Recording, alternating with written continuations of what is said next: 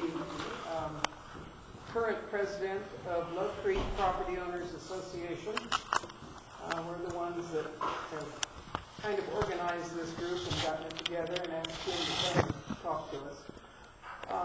The property we're discussing affects both sides of the ridge, so those of you from Meadowmont and, not Meadowmont, Blue Lake Springs and Pine Brook and Flying Acres and all those will also be involved in whatever happens up on the ridge. I'm glad to see representatives from more than just Love Creek here. It's encouraging. We've tried to get the word out. Hopefully it did. We've sent emails and announced it at EPOC, and hopefully the word of mouth has managed to carry it so that we will have a good representation. I see several people from Love Creek here. What other subdivisions homeowners are represented? Blue Lake Springs. How many from Blue Lake Springs? 15. Blue Lake 15. 15 from Blue Lake. No, Blue Lake 15.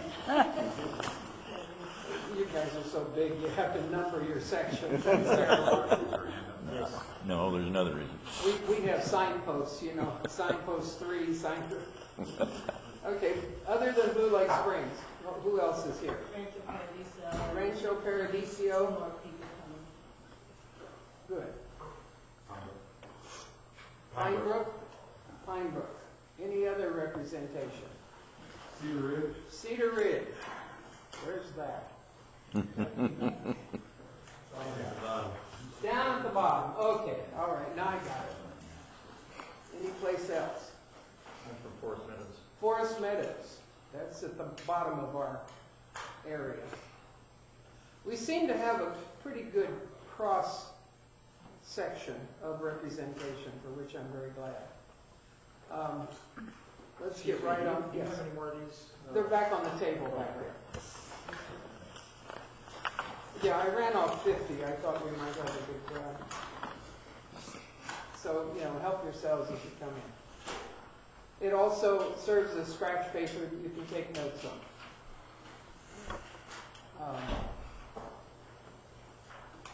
Without any further ado, let me introduce Tim, whom you all know. He is the representative manager for this area for Sierra Pacific Industries. His name has been bantered back and forth quite a bit lately, and he's here to clarify. Now, we're establishing some ground rules. This is an informational meeting only. We are not here to debate policy, procedures, anything of that nature.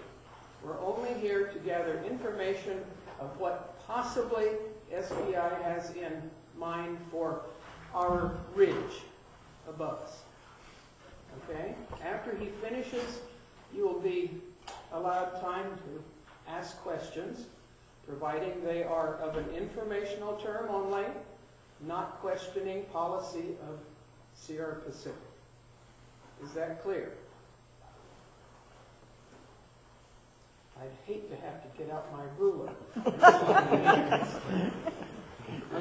Tim, it's all yours. Well, I know most of you, for those of us that aren't acquainted, my name is Tim Fade. I'm the district manager for Sierra Pacific Industries Sonora District.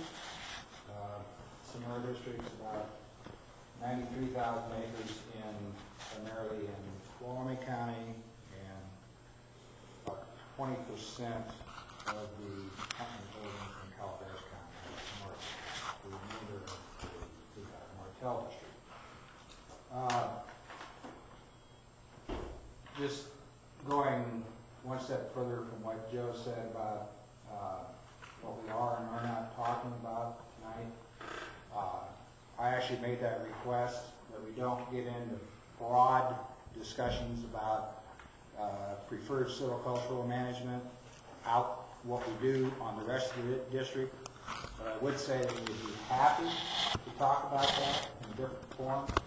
I just thought it was probably not appropriate tonight, because I think there's probably enough interest in what we're doing here, or are going to propose to do on this piece of property.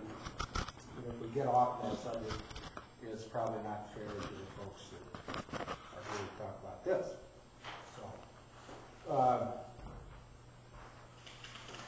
I've been to, I think, the last 3 general meetings or annual meetings of the Love Creek Property Owners Association on Memorial Day weekend.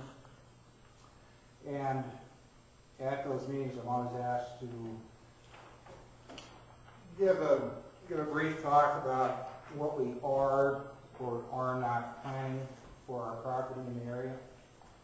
And I think I've been consistent in all 3 meetings in saying that we will continue to manage this property for timber production, because that's the business we're in. And I think I've also been consistent in saying that we will do so in a manner that does not include regenerative even age management. In other words, clear cut or its close cousin, visual retention. I believe at last year's meeting, if my memory serves me right, I said that I promised that I wouldn't do that. I would not use even age management. And I think I also said that I promise that I will be doing something soon. And that time has come. This summer, I contracted with a consulting forester to begin doing some layout and some reconnaissance on the property to see what we might or might not do silviculturally. As part of his work, he started hanging a lot of ribbons, flagging, as we call it. Shortly thereafter, I got a panicked email from Joe. Says the natives are restless. What the heck's going on out here? What are all these flags? And so I think we had a phone discussion. I wrote a brief explanation of what we were doing, what we were up to.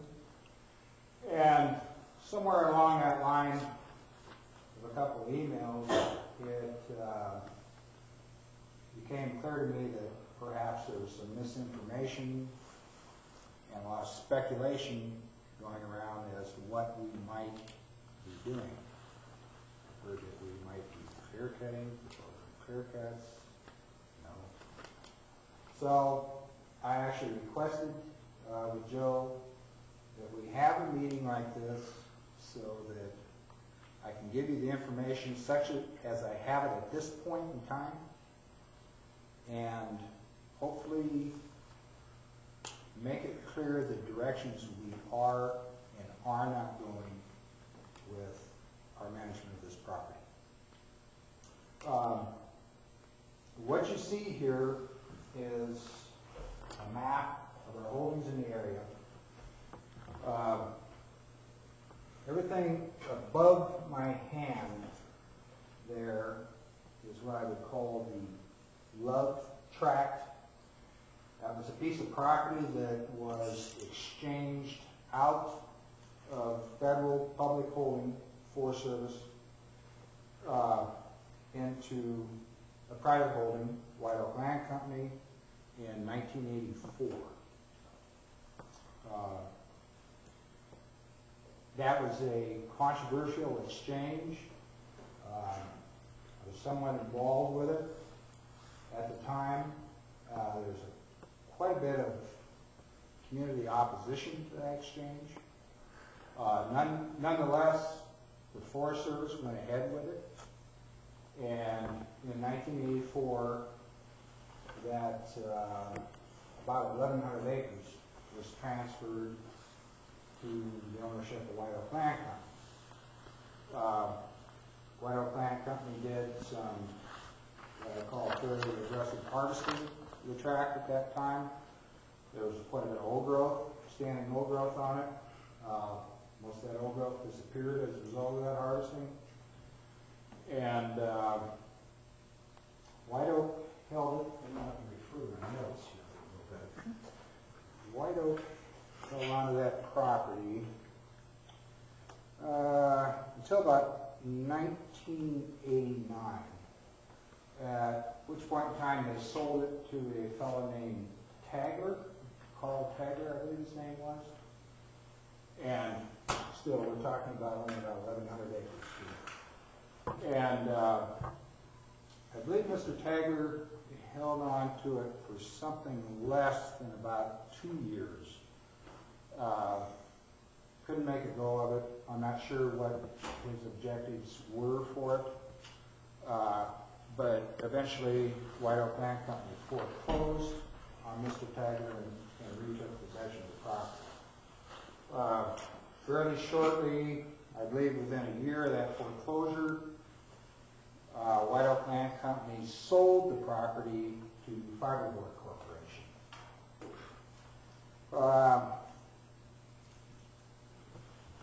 Yes, in 1993. Fiberboard, so it took a little longer than I thought. 1993, Fiberboard came in possession of the property. Somewhere along, after Fiberboard took possession of the 1,100 acres, they bought this, what is about a 160, it's actually about 159 acres down here in Dowd Hill. They bought that from the Ritter family.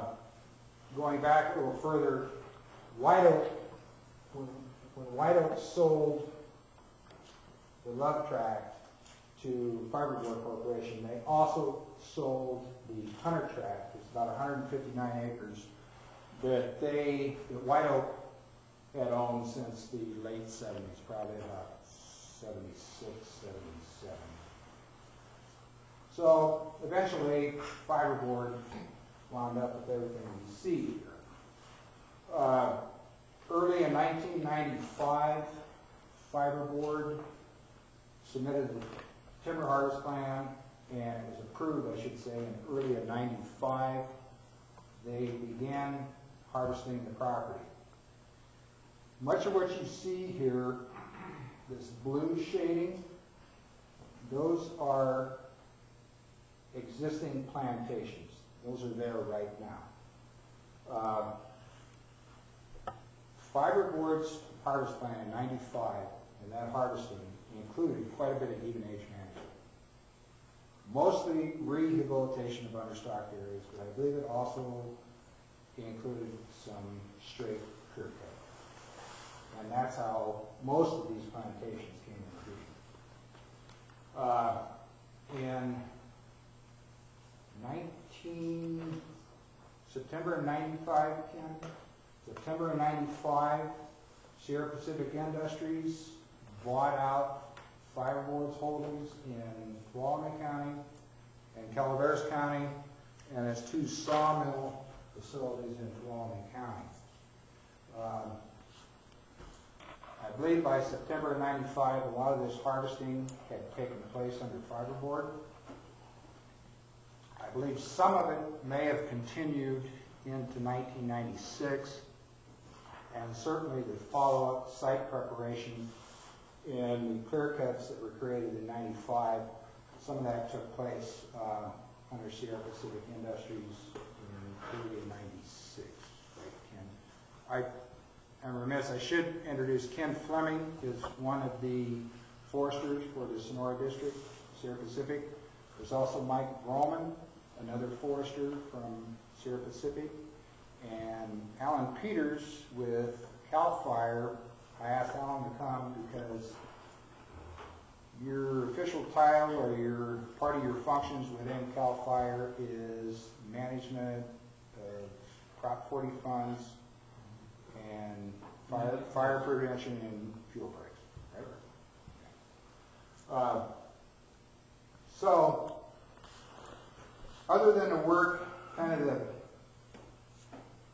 follow-up work in 96, Sierra Pacific Industries has really done almost nothing with this property. I conducted a little bit of salvage operations primarily in white fir. We had a lot of white fir dying in this northern part, north and west of the ridge. And I did that in May of 2002. I think the loggers were only in there 2 or 3 weeks. It was a very limited operation, strictly salvage. We haven't done anything other than that, to my knowledge, to the piece of property. So that brings us to this summer.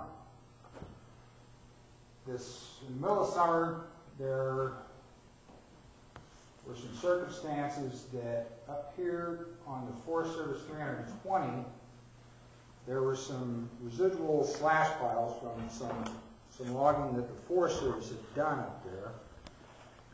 And one of them mysteriously caught fire. It was on a Saturday. And depending upon who you listen to or who you believe, it was either spontaneous combustion within the pile, or as a couple teenagers hiked out of the park and decided to do some smoking of some kind by the pile. Anyway, the pile catches on fire, Cal Fire rolled through the fire, and the unfortunate thing about that incident was that the logger that did it just happened to have some of our lumber wrap that he covered the pile with. So it had absolutely nothing to do with the timber sale, nothing to do with the logging whatsoever, other than the sawmill or the saw logs wound up at our sawmill. The loggers sold them to us, but we had lumber wrapped on these piles. So some folks assumed they were our piles. Well, they weren't. Okay, that's fine. About that same time, John Deacon brought something to our attention up in these plantations up in here. Some pre-commercial thinning had occurred, and the trees that were cut, instead of having been lopped down into small chunks so that they came in contact with the ground and deteriorated in a reasonable amount of time, they were kind of left whole, and it was a bit of a mess. So Mark and I went out, looked at this situation, agreed with John, said yes, this is a problem, needs to be dealt with. Within a couple weeks, I brought locking crews in, completely locked this unit, these 2 units, and the upper half of this unit, where I thought there were some real slash problems. As a result of those trips into the property, started looking around, talking with John, Mark, some others. Just started looking at the vegetative conditions of the property in a little more detail. And with the pile fire, all the fires that were going on at the time, kind of brought the whole issue of fuel loading to the front of our consciousness for this piece of property. That time started making plans to do something about the fuel loading on this property. Also started noticing in the timber stands that we had some needs, had some fairly sick, poor, bigger trees in there, had some overcrowding in places, just had some stand issues that needed to be dealt with. So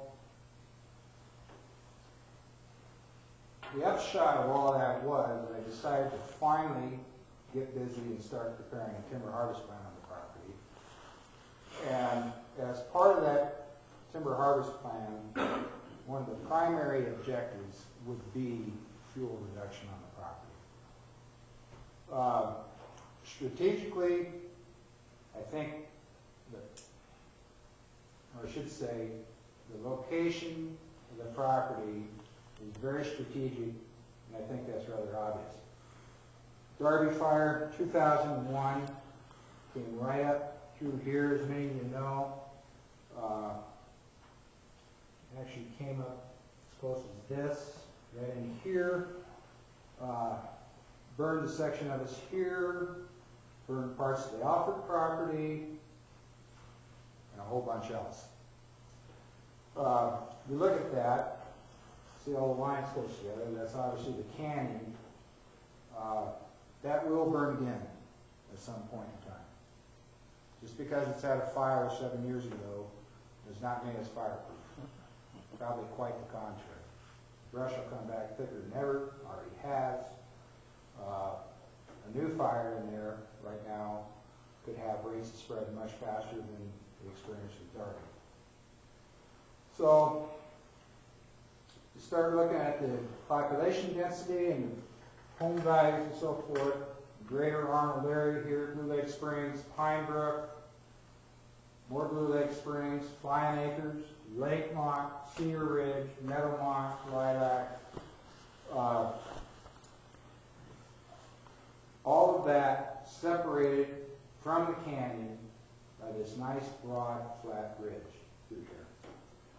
So, I think a fuel break, a shaded fuel break on the property, obviously makes a whole lot of sense. Protects Arnold from any threats coming out of the canyon. Protects the Love Creek corridor from threats coming out of the subdivision, not coming off the highway. So, the contracting forester did a lot of very detailed work out here with GPS, and first of all identified all of our existing plantations, which are shown in blue. Some down, even down on the Hunter's Tract, that I actually planted some of these trees myself in April of 1979. Most of this was planted probably in 97.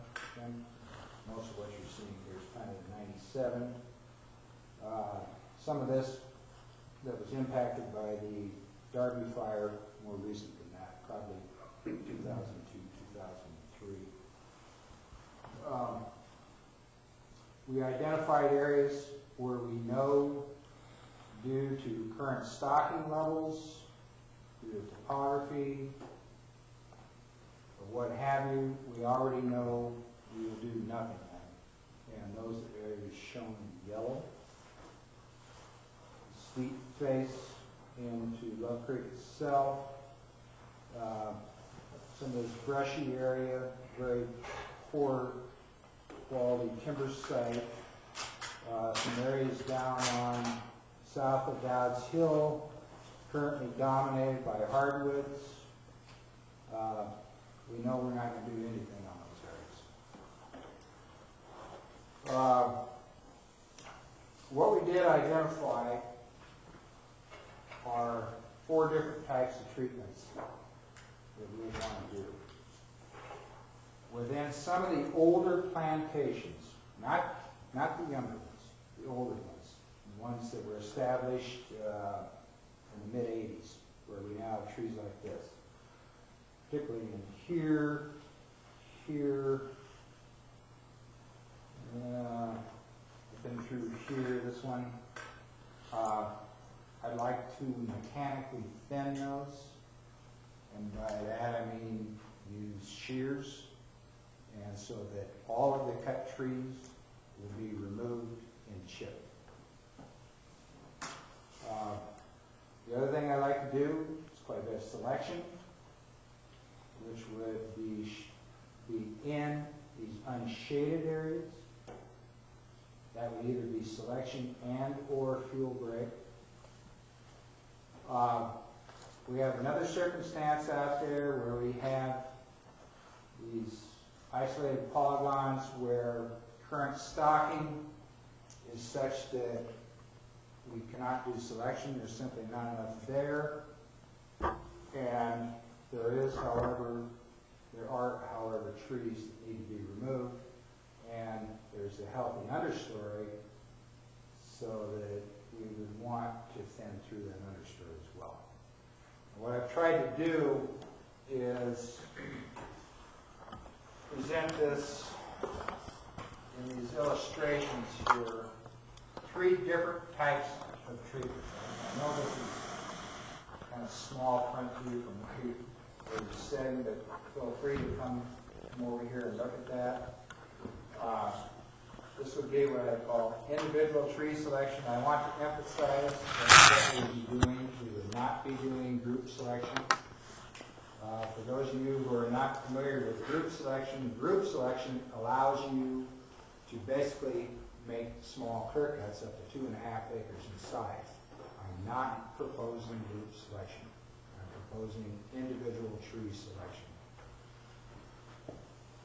Fuel break, you can leave less timber in a fuel break than you have to by rules and selection.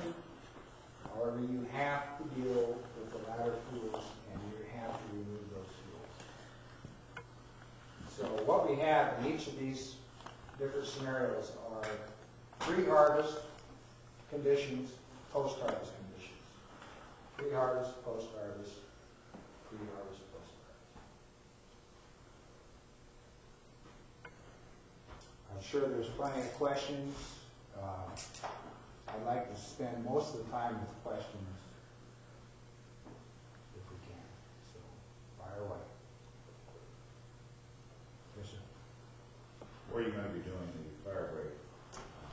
With removing the slash that's running today from the previous trimming, right? How wide of the fire break do you talk about when you refer to doing the fire breaks? That's part of what I'm here to talk to you about. I'd like to hear from you folks how wide you'd like to see it.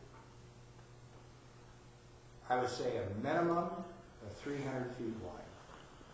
That would be a minimum. And at the core of that 300 feet, say the center line, and right down the ridge, just like this. Now we tie off there, perhaps come down here, wrap around this corner, take the high ground here, come over here, and bring it right down here. Probably What would define minimum versus something wider than you? Didn't the Forest Service talk about 1,500 feet? We're not limited by the rules to how large it can be. I suppose if I wanted to, I could fuel break the whole property. I don't think that's appropriate myself, but there is not a maximum. Either the entire tract is appropriate for a fuel break according to the Department of Forestry, or it's not. If we were to own a strip of land up the bottom of the canyon, and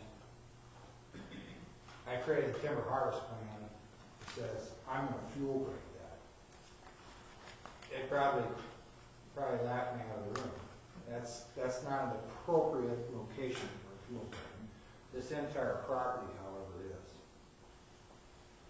So that being the case, there's not a maximum on width or acreage in this case for fuel break treatment. If you're not terrain, would that be a fair statement? Terrain, yeah. I mean, the other thing I would not do is say, well, as part of my fuel break treatment, I want to run it right down the creek here. That'd be a little silly. That's not an appropriate place for a fuel break. Ridges are. I'd like to back up for a minute. Does everybody understand how a fuel break functions? How they should function? Okay. A shaded fuel break serves two purposes. This is the before and this is the after. You have a fire. Let's assume this is the top of the ridge and the terrain is falling off like this. Okay. You have a fire coming out of the canyon here. It's running up slope. It's working on the ground. It's in the crowns. It's everywhere. You have all these ladder fuels to carry it from the ground into the ground. ladder tools are removed, say you do have a crown fire coming this way. Well, these crowns down here are all interlocked and stacked together. You've got the ladder tools, it's carrying it. All of a sudden, you hit your fuel break treatment. Now your trees are separated such that it will not jump crown to crown. Also, so the fire falls out of the crowns, goes back to becoming a ground fire. Except there's very little fuel on the ground as well. Fire slows way down. Also, without all this fuel here, say you have nothing on the ground but paracord. That's it. You can come in with cats and very quickly establish a control line. Because you're not trying to move all this fuel out of the way. It's already gone. You run your cat line right there, going into the paper, along the ridge. You can scratch the line in very quickly. Now you have a total fuel break. You have nothing but bare minimum soil there, so it stops even a ground fire through bare cover, and it also gives you opportunity to backfire from that line towards the front of the fire. So those are the two advantages of fuel breaks. They can take, everything works perfectly, they can take a ground fire, knock it to the ground, and then also afford you the opportunity to very quickly put it in control line. Just to follow up on that, and your process then for creating fire breaks is to do what with the materials? And the Forest Service followed up, unfortunately these are your tarps, but to burn in the winter, but what do you guys do? What's your proposal for that? We may have to do limited piling and burning. What I'd rather do as we remove this, what I'll call biomass size material, trees like this, some like this, some like this, that we utilize as saw logs. You take some of these trees, no longer in the postcards picture, they became saw logs. All of this material would be skidded to the landings and shipped to be utilized at our own biomass facility at Standard, or perhaps Ultra Powers at Chinese Camp. It would disappear, it would be gone. But you did mention burning, so what would tip it in that direction? Limited areas, say some of this material is brush instead of small trees. You can't really shear, skid, and chip brush. So you may, even after you go through and shear out the understory, skid that material, chip it, it leaves the site, you still may have little pockets of brush here that you may, to make it a complete fuel break, you may want to do a little tractor piling here and there, small piles, but we'd certainly want to limit that as much as we could. Tim, staying with that fuel break pre and post harvest, you're depicting a greater than a 50% drop in basal area. Can you explain what that means? Sure. Basal area? Yeah. Basal area is the definition of basal area on a per acre basis. When you say 100 square feet of basal area per acre, that is the sum of the cross-sectional area of the trees 4.5 feet above the ground. So, Okay. let's see if I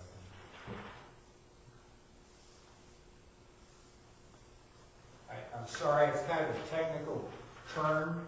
I'm sorry I have to use it, but it's, if you read forest practice rules, everything's predicated on basal area. It's the most common measurement of stocking. So, your top view, looking down from the tops of the trees, this The square represents an acre. These circles are the cross-section of the trees 4.5 feet above the ground. Each tree, to figure the basal area for each tree, you take its diameter squared times 0.005454. Well, the sum of those trees' basal area on a per acre basis is basal area per acre. Now, under the selection silvicultural system, following the harvest, you may start with 180, 200 square feet of basal area per acre. You cut it, you must leave at least 100 square feet per acre behind. Fuel break, because it's recognized that 100 square feet of basal area per acre in a fuel break may be too much tree cover for it to effectively function as a fuel break, so you're allowed to go to 50 on a fuel break tree. And that's ideal for fuel break. 50? Well, yeah, 50 to 80, whatever you said there. That's what you're looking for a fuel break. I would say so. 50's pretty light. 80's pretty heavy. I'd say you probably want to average in about 60 or 65. The ones we've done in other places, I would say we probably average about 65. What would be the basal area of an existing plantation? 4 feet above the ground. I mean, depends on how the plantation is. What's ideal? What are you shooting for? Harvest time. At harvest time, the higher the better. The higher the better. The more basal area you have out there, the more volume. And is all the white ground on your chart destined for plantation? Plantation? None of it's destined for plantation. The only thing destined for plantation are the existing ones? Yeah. Once again, I'm not proposing any regenerative EMH treatment on the property. No moss. It's already been done. I'm not proposing any more. Mark?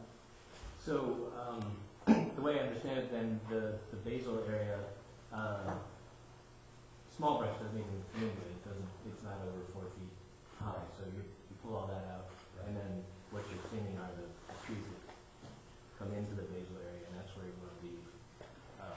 So you kind of, you're taking out a shitload of stuff below the basal area as well, right? In this kind of stuff. You're taking out, if all you did was come in here and remove understory, say that's at 4.5 feet, is this size and smaller, you're having very little effect on the basal area Right. was harvested.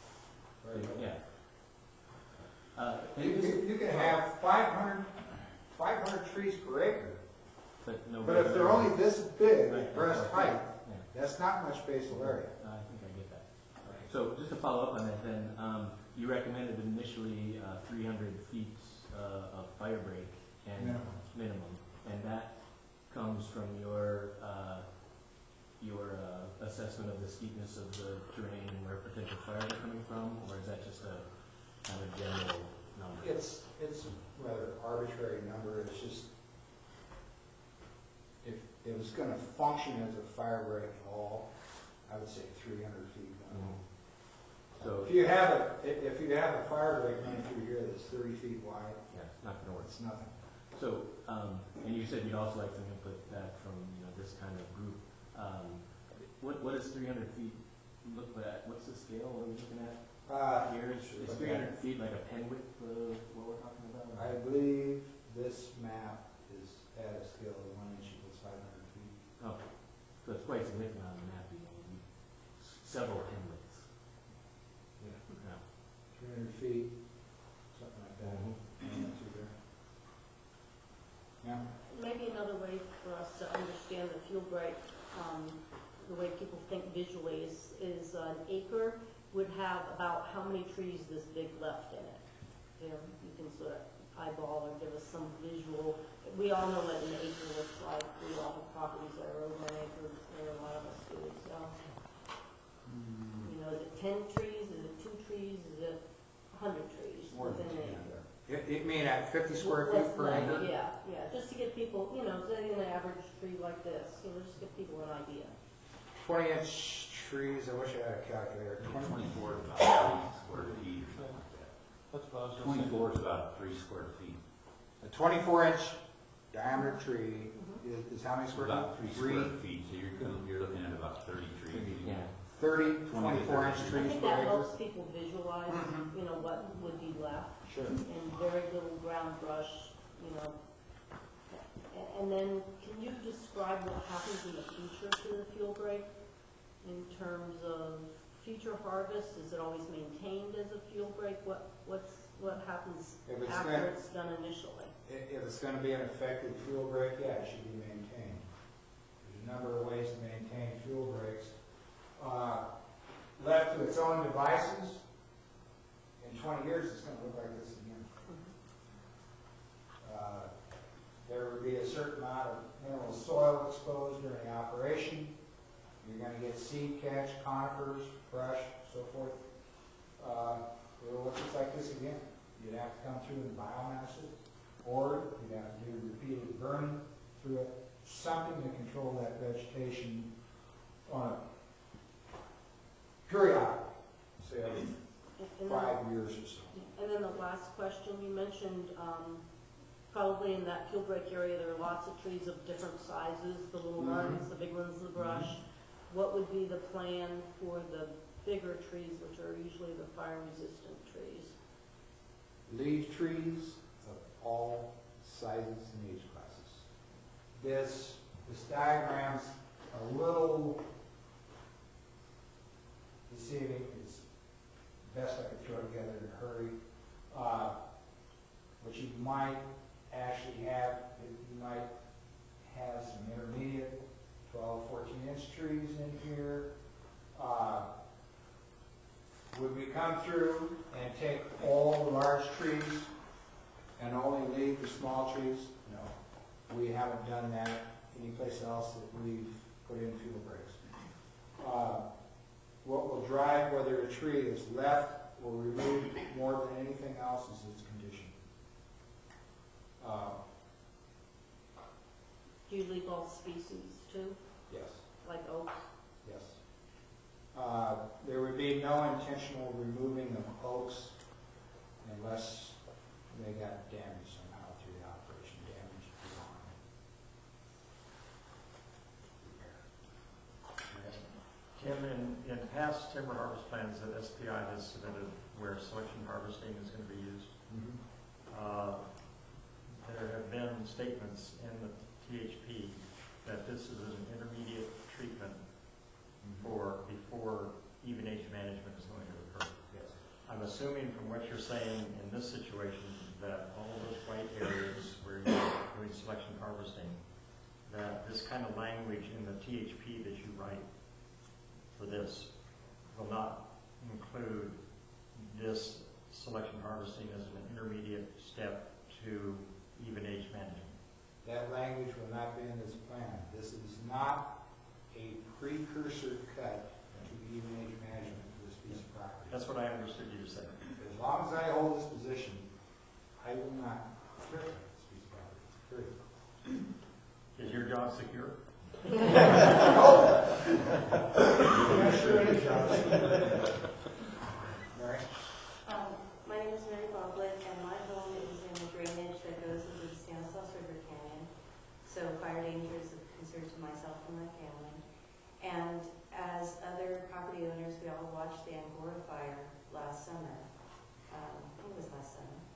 No, it was the summer before that. And then all of the lessons learned that came out of that.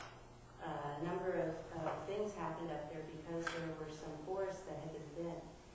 And so my question to you is, based on what happened up at Angora, what lessons has SPI learned as you move forward with this plan to make sure that our communities are safer. What lessons did we learn from Angora? And the reports that came out after that fire, that Well, study. one of the lessons I learned is we better get busy and do this. And so, just like the rest of us who worry every year, were you cited? Where I like? Was SPI cited Cited for what? for not managing your fuel load? You know, all of us here, we have to maintain, you know, the CAL FIRE has rules for how we have to manage our properties. Angora wasn't SPI. Around homes and such. So We don't own property in the basement. We had nothing to do with it. no, I'm talking about your property here. If I as a property owner don't manage my land today, I potentially can be cited. Some of my neighbors have been cited. So it's just kind of a joke, where you cited, and that's why you're moving on this. No, we weren't cited. I don't want to be cited either. It's another reason we're here. And so the Angora lessons? Angora lessons? Well, like I say, what I take from Angora is that, you know, this potentially could be an Angora waiting to happen. So we got to get busy and do something. What I would hope as a result of our doing something with our own property is that a lot of our neighbors through here will take notice and do the same thing. We're not the only property here or here that need a treatment, believe me. There's a lot of property out there where there are fuel treatment needs.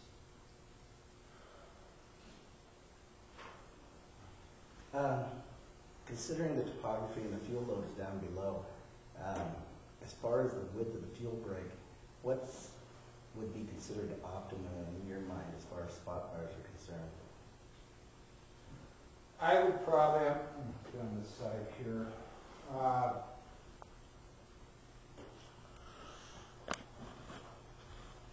let me just answer that by pointing to some examples. This kind of steep face dropping off to the northwest there, would I run the fuel break or down into that corner? No. We don't have, at this point in time, I don't have fuel breaks separated from selection. But I can tell you, the area behind my finger there, that would probably be selection, not fuel break. On the other hand, running right down the broad ridge and right in through there, I can tell you that would definitely be fuel break. Just topographically, that's what makes sense there.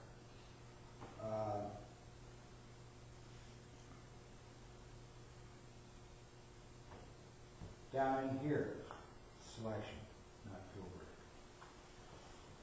Maybe running across the top through here, right across that high ground, yeah, maybe fuel break.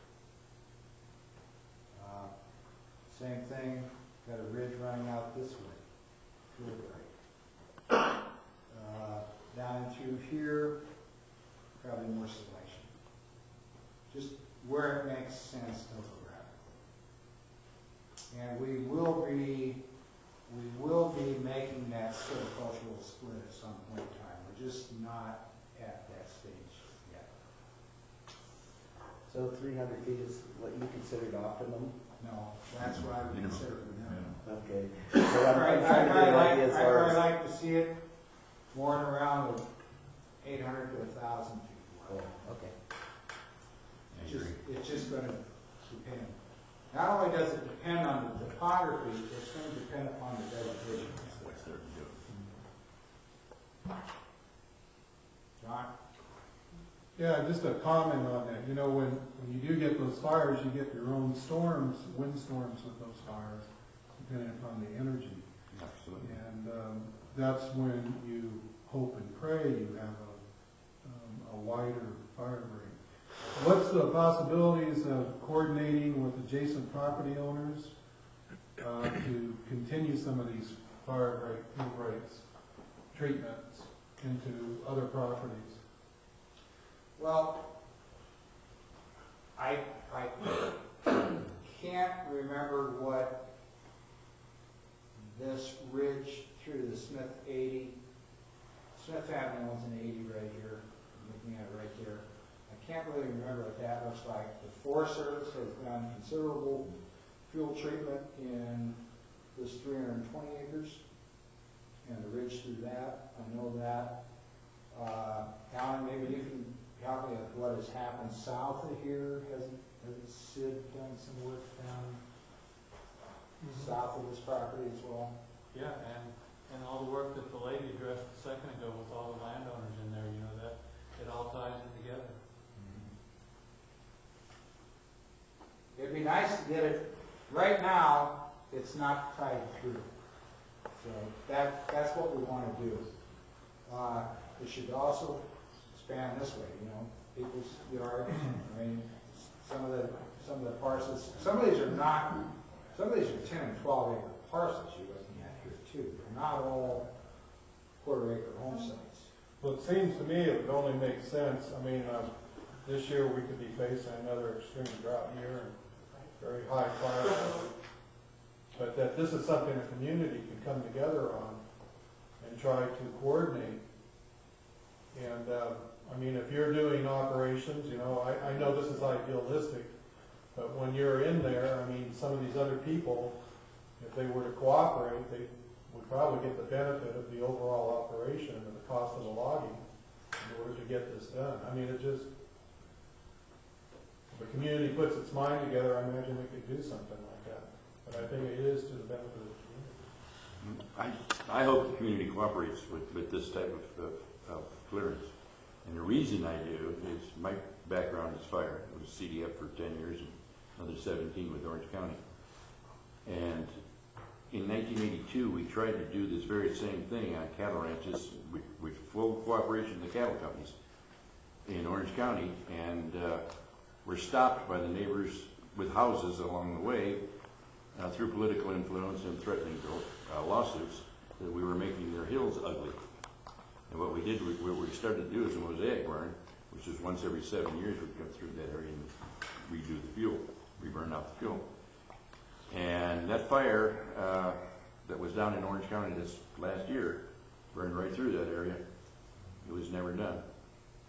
And that's the result. It's pretty ugly now. There's a lot of those stories out there. Tim, I want to piggyback on something Susan sort of alluded to or said and expand. What is the lifespan then of a fuel break? And what is the protocol of SPI to maintain that fuel break? If we're going to go back, even though we are generating saw logs for our facilities through the logging aspect of this operation, all this other work is very costly. Chipping, when we do biomass chipping,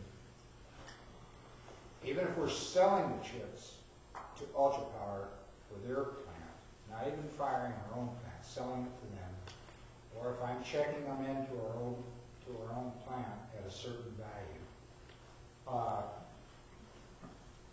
the value of those chips going to the plant only covers about half of the cost of the operation. The rest of it's out of pocket. Going one step further, if we were to do some mastication practices, either through the core of the fuel break, along some of the roads, that gets very pricey. So, I mean, long story short, we're not going to spend this kind of money establishing this fuel break and then allow it to deteriorate through neglect. We're just not going to do that. So what does that follow-up look like in 5 years when understory starts growing again? What could the community expect to see? What could they expect to see? You could expect to see us run controlled burns through, perhaps. What you mentioned earlier. Ideally, what would happen when you took out this fuel, believe it or not, would the site become completely occupied with bear clover. Bear clover, never gets much taller than that. If you have to scratch a line through bear clover, control line, you can do so very quickly. Do you not sometimes do cooperative work with CDF or CAL FIRE as it is now in maintaining those? Those opportunities are there. We haven't, Ken and I talked a little bit about that, but yeah, we know what to do now. Just a quick question. Are you at liberty to say or give a range of what the cost of the operation will be? I tell you if I knew, I don't know. On the plus side, you know, I'll be checking logs into the sawmill. So that's, I think of it as income. It's all the same, but I think of that as income. But we have logging costs, and then we have this other cost. Biomassing is not cheap. I can give you a little perspective. I just did this same thing on the 50-acre parcel that I have, and we ended up mostly with kind of fuel break level dispersion, and we took out about $150,000 in timber. That was what the mill paid us, or paid the company that I hired to do it. But the fuel break removal and the rest of the logging operation cost about $130,000. So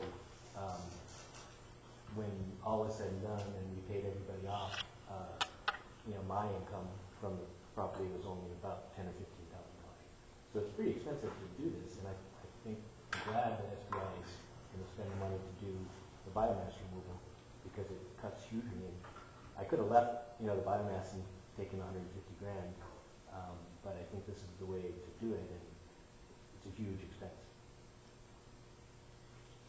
Getting back to the other silviculture, not the fuel break, since you're not doing even age management or clear cutting, would you need to apply herbicides or other pesticides in that area?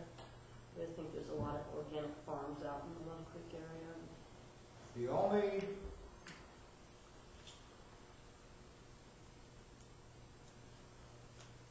place that I would probably like to completely retain the option of using herbicides would be what I'd call the core of the fuel break.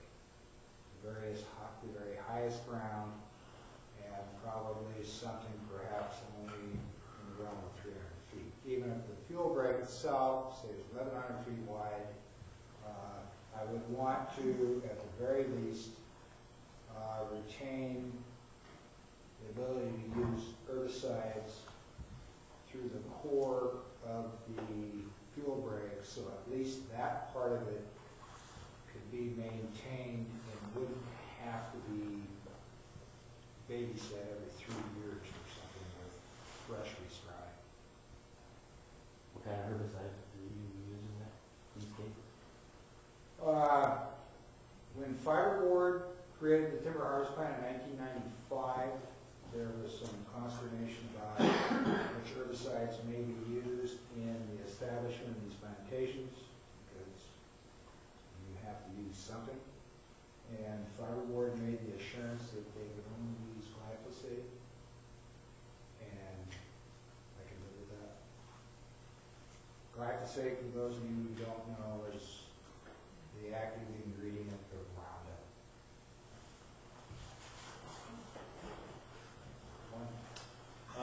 So my name is Warren Alford. I'm a property owner out in Love Creek area, for those of you that don't know me. And I'm the Fire and Fuels Coordinator for Sierra Forest Legacy, which is a big conservation group. And so this is more of a statement than a question, but in the interest of establishing a dialogue, this area, the ridge, I agree is a strategic place for a fuel break. And I appreciate your work out there doing hazard trees last fall.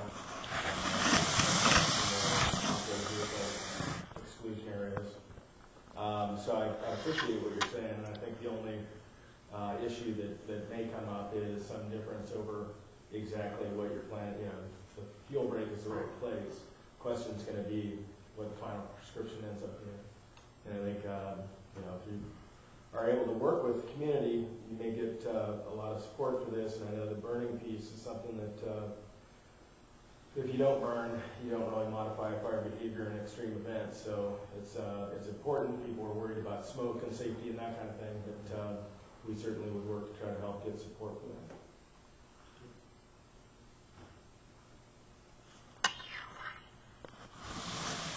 Just while we're here, Tim, one more question, seeing we have Alan Peters here, and he's the guardian of the Prop 40 home.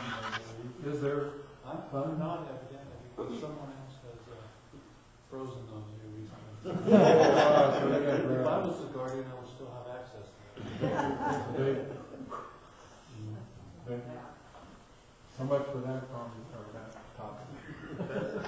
Let me go to this gentleman, then Ms. Susan. I know at the very start you talked about what you're doing in the area where the pruning and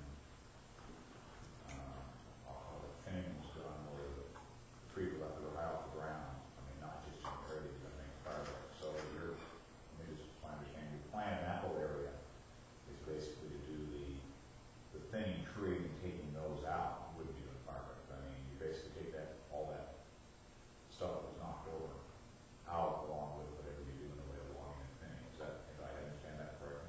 No, we have two different age classes of plantation out there. We have the plantations that were established in 96, I'll say, which would make them 10, 12 years old. Most of them got pre-commercially thin 2 to 3 years ago. We're done. We're not doing anything with those.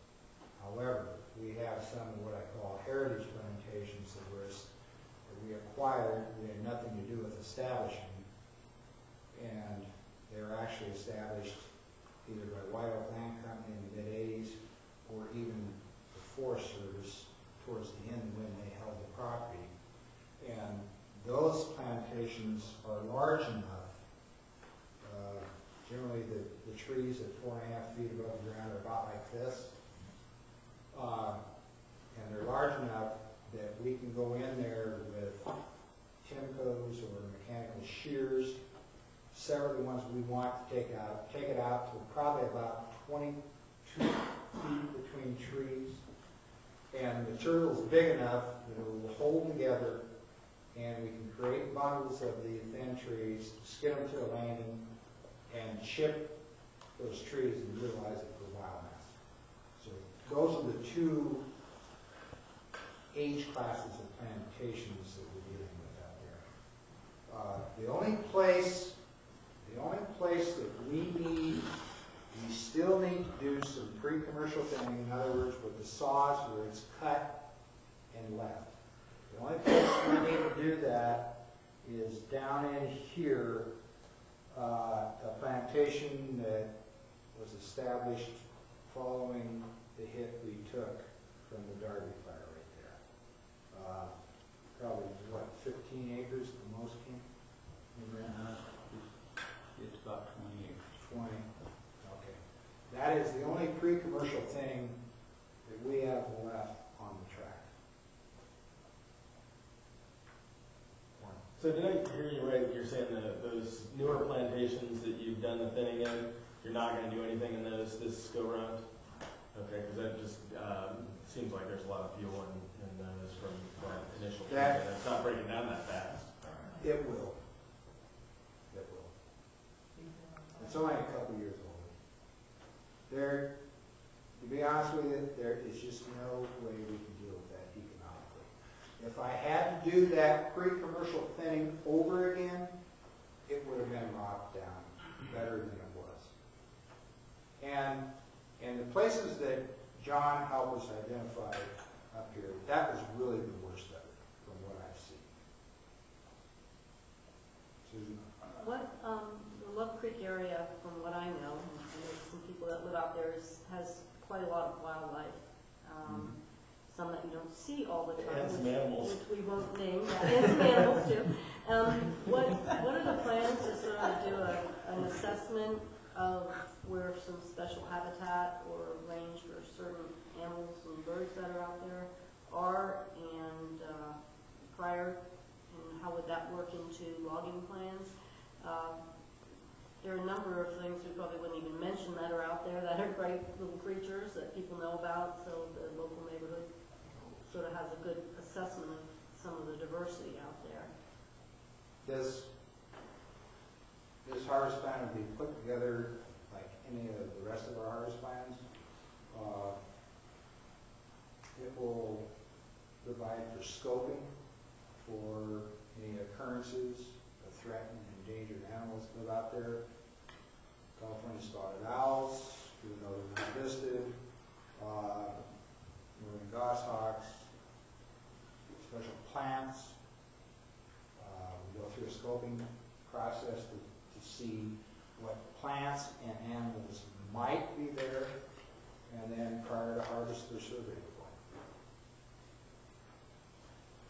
To make sure we're not impacting, in the worst case, a nest, say, a goshawk nest, or their habitat. Rocky? I have a question about the existing plantations. What is the plan in the future when they become big enough to harvest? Is it going to be selective harvesting, or will it be even? We would grow, those plantations are probably 10 to 12 years old right now. We'll grow those plantations, they're free to grow until probably 35, 40 years of age, at which time I would hope that we have trees of this size. The plantations probably have an average spacing right now of about, what, 18 feet, Ken? No, they've been thin. About age 40, we've got trees like this 18 feet apart. The crowns are now interlocked. We're starting to see a decline in growth per acre because there's too much of a good thing.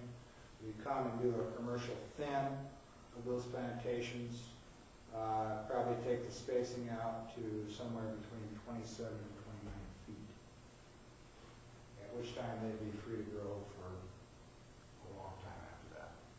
And other smaller trees will be coming up underneath of them to take the place of the ones that... Hopefully not. You don't need them. We'll have full site occupancy. And really, the smaller trees, because of the site occupancy that we'll have, the smaller trees will probably not become established. There's going to be too much shade. So it'll be selective harvesting at that point. Selective harvesting is called commercial thinning. Yeah. Yes, individual tree. The other question I have is on the fire break. There's no new trees coming in underneath of that. You keep knocking it down. So the production on that fire break goes down quite a bit for FDR. Yes. And we have these things all over the property on strategic ridges just like this. We recognize that we're not getting the growth, or timber growth, on those particular acres that we could. That's offset by the fact that we are getting it over here, and that fuel break is so crucial that we'll sacrifice that loss of growth there to protect this much larger area over here. That's the strategy. Are you subsidized by CAL FIRE to do a fire break? We haven't been yet. I'm all for it. Call Arnie. I don't think there's any subsidy to be had, right? We would probably say you're doing some of the work that we would like to you're doing for us. Could you apply to be converted to a bank?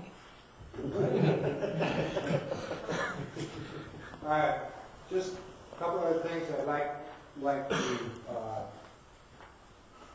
talk about before we wrap up.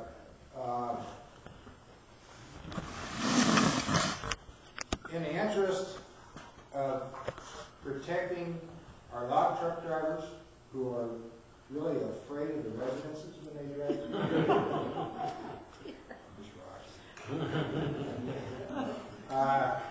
What I would hope to do, as all you know, this stretch of Love Creek, narrow, about a car and a half,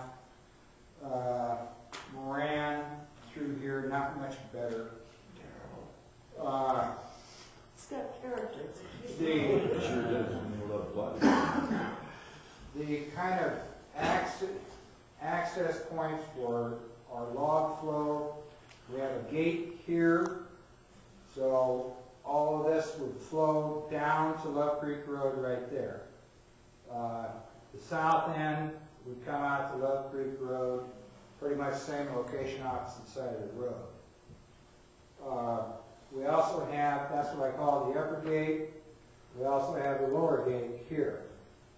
So at the least, what I would hope to do to keep trucks off of this stretch here, about 1.25 miles, at the least, we would funnel all of this down here, and then what I call the goat road takes off there and comes out at the front gate. So all of that could flow to the front gate. Even the south end, the south side, instead of coming on Love Creek Road there, we'd shoot right across the road and even take it out to the front gate. What I'd like to do is one better than that. Yesterday, I approached John Davies. This is the Davies property here, all of this. And if I were able to work something out with John, his sister's also involved, so he needs to talk to her. Ideally, I could run all of this down across Love Creek Road, up to the Project Road, go across us, go across Davies, and bring the trucks right out front here with no trucks on Love Creek Road or Moran Road itself. If I'm able to work that out with John, I think that will mitigate a lot of traffic concerns. And really, I could run the whole operation right out to here. So that's something I'm going to be working on. How long would that take? I mean, how long would you be running trucks, do you think? Probably a couple of months. Could be that long. What kind of operating hours are you thinking about? Operating hours that you'd be using? You have to have about hours? Yeah. Yeah, I know. Yeah, the big intersection is right at my house. Yeah. Well, loading and hauling has to start early.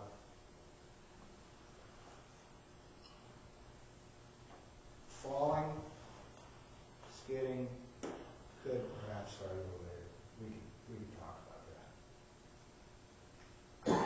I don't like doing, to be honest with you, I don't like restricting hours and starting late. Only because what that does, it pushes more of the operation. If they're going to get in a full day at all, it pushes more of the operation into the later hours of the afternoon, when I just assume they weren't operating due to fire hazard. But I anticipated that would come up, and that's something we can talk about. What about weekends? Generally don't operate on weekends. We don't receive logs on weekends, so there shouldn't be loading and hauling. Sometimes the guys like to go out there and work, say on Saturday at least, skidding and so forth. But you probably wouldn't see the truck. It's unlikely you'd see the trucks on weekends. Anything else? When would you say this might start and be completed? That's a good point. The plan will not, by the time we finish our scoping, some of our other document searching and research that we have to do, just items that go into the plan, we wouldn't even submit the plan until probably sometime this spring. The process that it has to grind through with CAL FIRE is too long. It's lengthy. It's lengthy, so that'll probably consume most of the summer. We don't anticipate any operations until 2010. Probably, highly unlikely in 2009. And the length, how long would it take to do this? We probably do it 1 year? one season. Okay. Well, it's probably premature, but when I look at this fire break, I think about other fire breaks in our county and state, and I see a trail. Because I think about recreation more often than not. Would you be amenable to discussions in the future about some part of this becoming a trail? Was in the Iron Rail Trail? I don't know. It's not the time or place to talk about that, but it's a great opportunity, and I'm sure the views are spectacular. And the trails that exist on your property now are pretty spectacular. Well, that's going to be my next question. How would it differ from what we have going now? Oh, this one's on a ridge. It's an interesting concept to consider.